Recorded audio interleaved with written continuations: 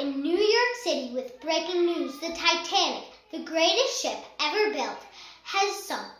At 2:20 a.m. today, the British ocean liner Titanic sunk into the Atlantic Ocean about 400 miles south of Newfoundland. The massive ship, which carried 2,200 passengers and crew, struck an iceberg just before midnight.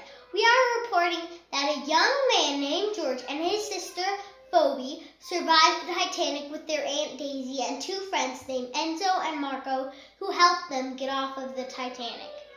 George said that he couldn't resist exploring every inch of the incredible boat, even if it kept getting him into trouble. Later, he heard that a mummy was on the Titanic, and he wanted to see it so much that he went into the baggage room and found the mummy.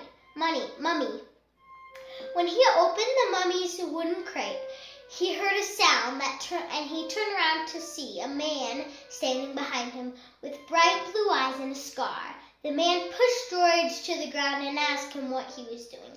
After George admitted he was opening the mummy's crate, the blue-eyed man grabbed his knife and finished opening it for him.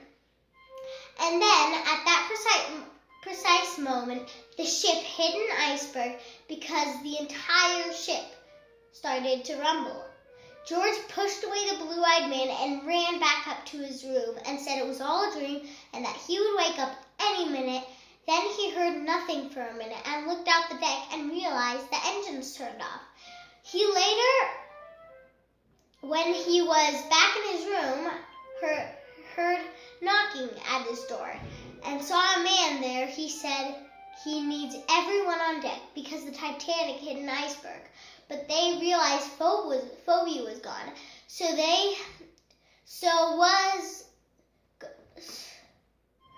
once they found Phoebe, Marco said they had to go up to the top of the ship. Then Phoebe said George knew the